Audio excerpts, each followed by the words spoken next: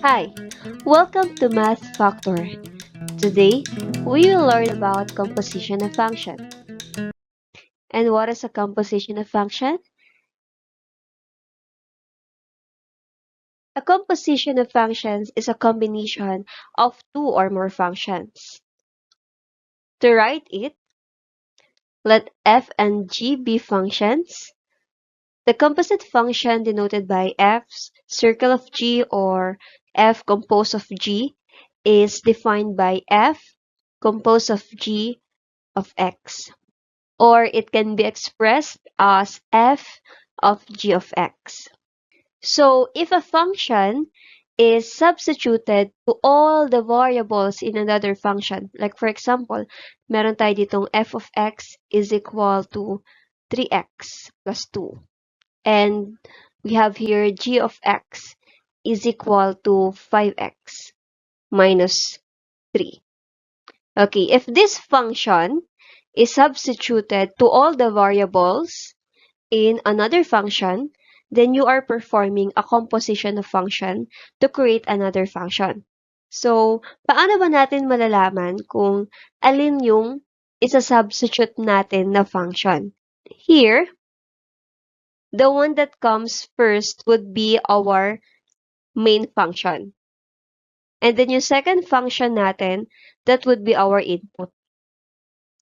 Right? So, again, yung una natin na function, yan po yung magiging main function natin. And yung pangalawang function natin would be our input. So, without further ado, let's have an example. Okay, so, we're going to use the following functions. F of x is equal to 2x. And g of x is equal to x plus 5. And then, we're going to find and simplify the following.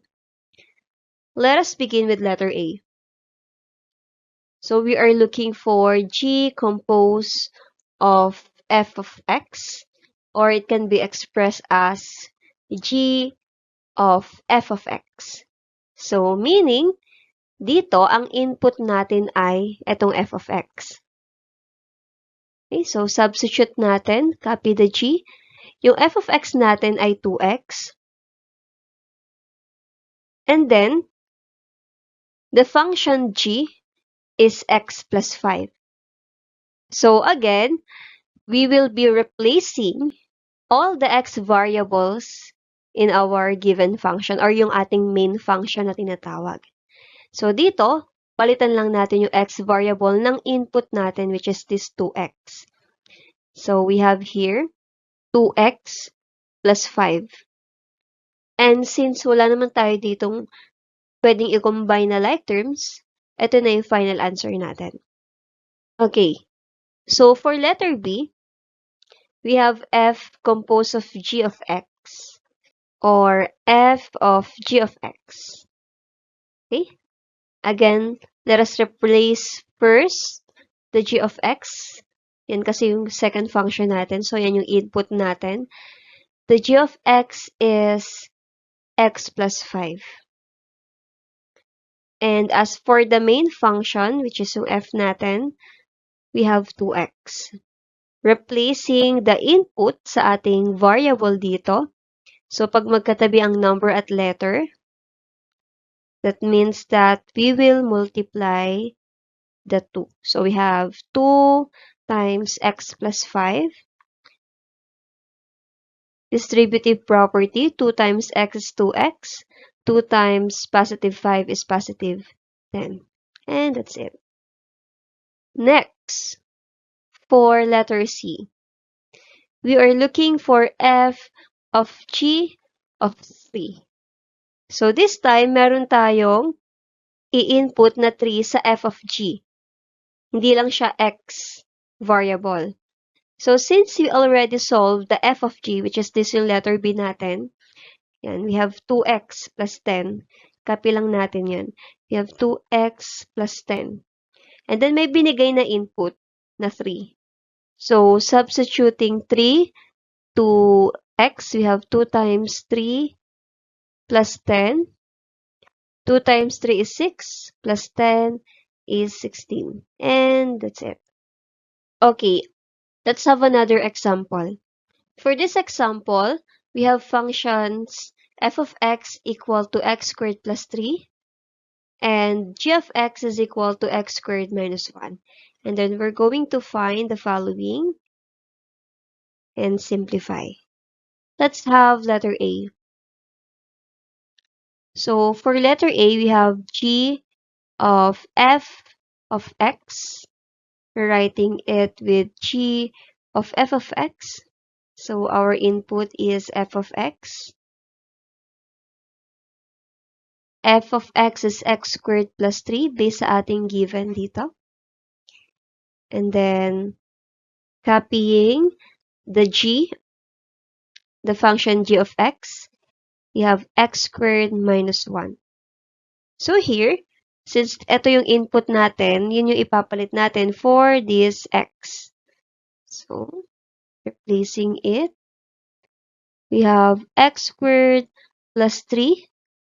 And then, of course, don't forget to copy squared and then copy or bring down minus 1. Next is to simplify.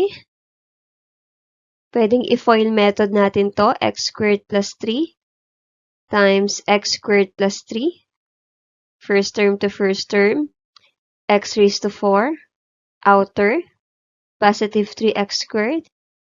We have the inner, positive 3x squared. And the last term, 3 times 3 is 9. So combining like terms, you have 6x squared. Then the final product would be x raised to 4 plus 6x squared plus 9. And then again, bring down minus 1. After that, we will be combining like terms. In this case, wala namang kagaya si x raised to 4. Same with x squared. Pero ito, we can subtract this. So if we're going to subtract it, we have 8. Okay, let's have letter B. So for letter B, we have f of g of x. Okay, so replacing this g of x with x squared minus 1. And then copying the function of f of x, you have x squared plus 3. And then right after that, we will be replacing this variable with input. X squared minus 1. And then copy squared. And then we write plus 3. Okay. Next is to simplify this. So again, kung yung ating PEMDAS rule yung gagamitin, ang una dito ay exponent, which is this part. So if we're going to use FOIL method, we have your x raised to 4 minus x squared minus x squared plus 1. So combining like terms tayo, direct ko na dito, x raised to 4 minus 2x squared plus 1. And then copy plus 3 here. And for the final answer, we have x raised to 4 minus 2x raised to 2 plus 4. And for letter C, f of g of 2, we already solved for the f of g, which is this one. So just copy x raised to 4 minus 2x squared plus 4. And then we replace natin yung ating x variables with 2. Okay. So, ano yung uunahin natin? Mga exponents. Right? So, we have here 2 times 2 times 2 times 2. Okay, so we have 16 minus. So, for this case, unahin natin of course ito exponent. So, copy muna natin yung 2. And then 2 raised to 2, that is 2 times 2, we have 4. And then copy plus 4. And then right after that, we will multiply 2 and 4. So 2 times 4 is 8. Copy plus 4 again. 16 minus 8 is 8. Plus 4, we have 12. And that's it. Okay, let's have another example. Okay, so in this given, we have a trinomial, quadratic trinomial for f of x, and g of x is a binomial. So let us look or find and simplify the following. Let's have letter A. Replacing this f of x with x squared plus 5x plus 6, and then copy the main function, which is this g, x plus 2. So we have here this input na i-replace natin dito sa x. Okay, so what do you think would be our final answer for this? Okay, let's try. So let me just rewrite this. X squared plus 5x plus 6.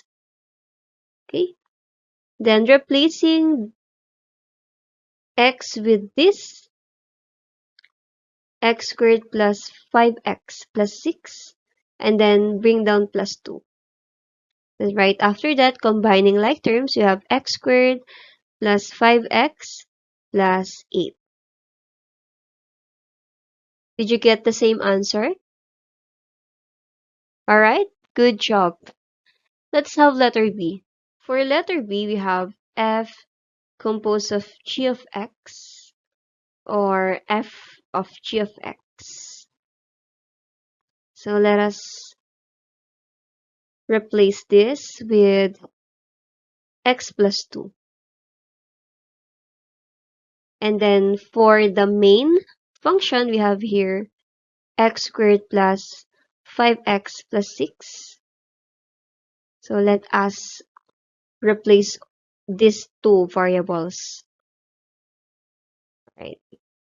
We have here x plus 2 squared plus 5 times x plus 2 plus 6.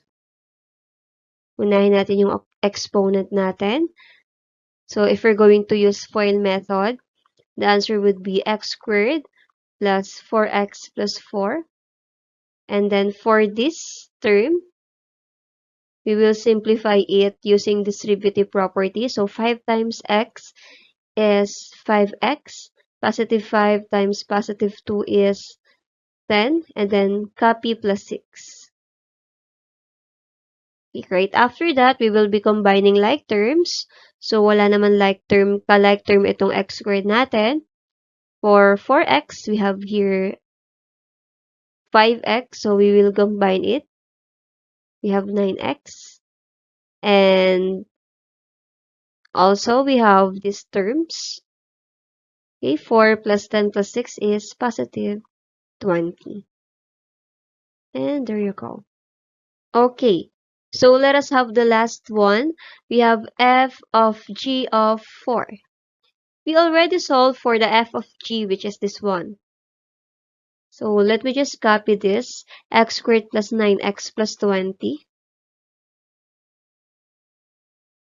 Replacing x with 4. So what do you think would be our answer for this? Okay, so we have here 16 plus 36 plus 20. Okay, so we have here 72. If you got it right, then good job. To test if you already understood composition of functions, you may try to answer the following.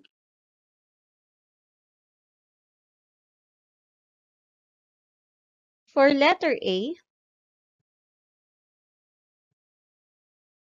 for letter B,